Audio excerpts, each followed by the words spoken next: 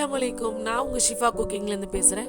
இன்றைக்கி நம்ம என்ன ரெசிபி பார்க்க போகிறோன்னா, ஒரு சூப்பரான பச்சை பயிறு வடை. இது ரொம்பவே டேஸ்டியாக இருக்கும், கிறிஸ்பியாக இருக்கும். வாங்க எப்படி செய்கிறதுன்னு பார்க்கலாம். ஒரு கப் பச்சை பயிறு, அரை கப் கடலைப்பருப்பு, 1/4 கப் பச்சரிசி. இது மூணையும் இதே அளவில் எடுத்துக்கோங்க.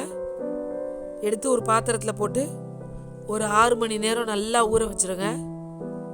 அளவை மட்டும் ரொம்ப கரெக்டாக போட்டுருங்க. நான் நல்லா ஊறினதை கழுவிட்டு சுத்தமாக தண்ணி இல்லாமல் வடிச்சிட்டு எடுத்து வச்சுருக்கேன். இதை நான் இப்போ கிரைண்டரில் போட்டு ஆட்ட போகிறேன். நீங்கள் கிரைண்டரில் ஆட்டினாலும் சரி, இல்லை மிக்சியில் தான் போடுவோன்னா மிக்சியில் கூட போட்டுக்கலாம். ஆனால் கிரைண்டரில் ஆட்டும் போது அந்த கரெக்டான டெக்ஸ்சரும் டேஸ்ட்டும் கிடைக்கும். இதை ஆட்டும் போது இது கூட ஒரு 7-8 காஞ்ச மிளகாய் ஒன்றா சேர்த்து ஆட்டிக்கோங்க.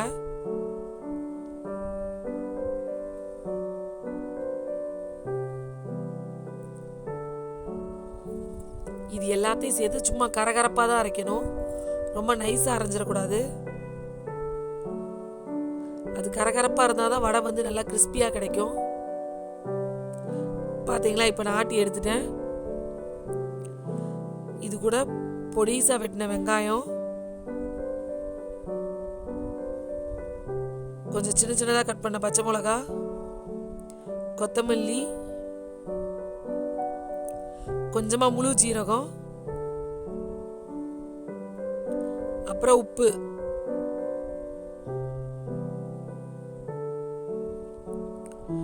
கொஞ்சமா தட்டி வச்ச பூண்டு. பூண்டு வந்து உங்க டேஸ்ட்டுக்கு தேவைக்கு அளவுக்கு அதிகப்படுத்திக்கோங்க.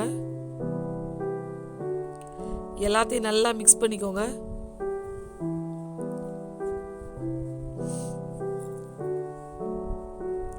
இது வந்து கடலை வடை மாதிரி இருக்காது, கொஞ்சம் கையில் மிக்ஸ் பண்ணும் போது பிசு பிசுப்பா தெரிகிற மாதிரி தான் இருக்கும். ஆனால் நம்ம வடையா போடும் போது கரெக்டாக வரும்.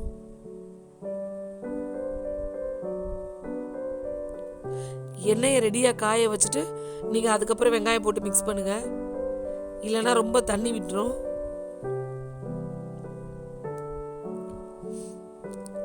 இந்த மாதிரி ரவுண்டாக கையில் தட்டிக்கோங்க.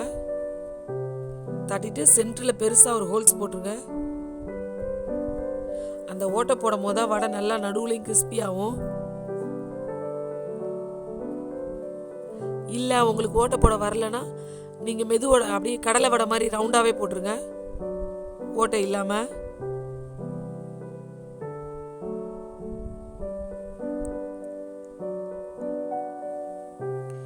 அதே மாதிரி எல்லா வடையும் போட்டுக்கிறேன்.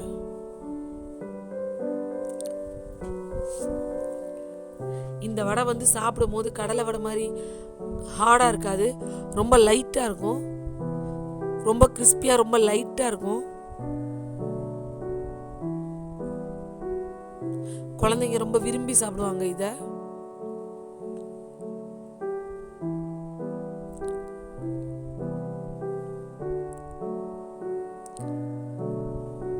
நல்லா வெந்துடுச்சு, எல்லாத்தையும் திருப்பி போட்டுக்கிறேன்.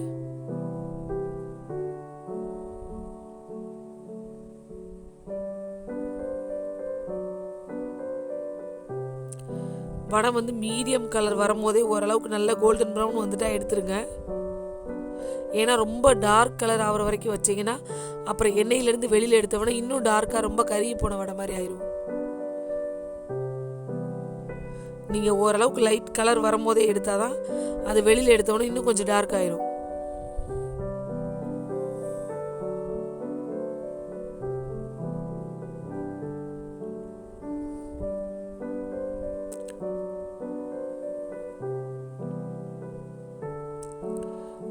பார்த்தீங்களா, இந்த அளவுக்கு கலர் வந்தவொடனே எடுத்துருங்க.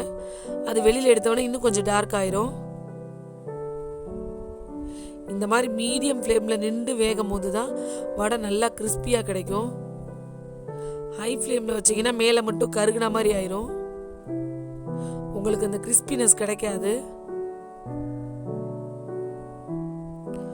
அவ்வளவுதான், ஒரு சூப்பரான பச்சை பயிறு வடை ரெடி.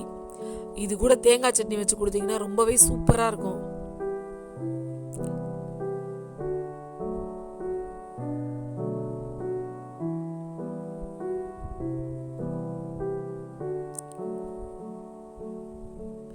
நீங்களும் உங்கள் வீட்டில் இதே மாதிரி வடை செஞ்சு பாருங்க.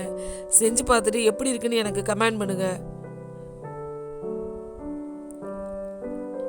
என்னோட இந்த ரெசிபி உங்களுக்கு பிடிச்சிருந்துச்சுன்னா என்னோட சேனலை லைக் பண்ணுங்க, ஷேர் பண்ணுங்க, சப்ஸ்கிரைப் பண்ணுங்க. மறந்துடாம பெல் ஐக்கானை கிளிக் பண்ணுங்க.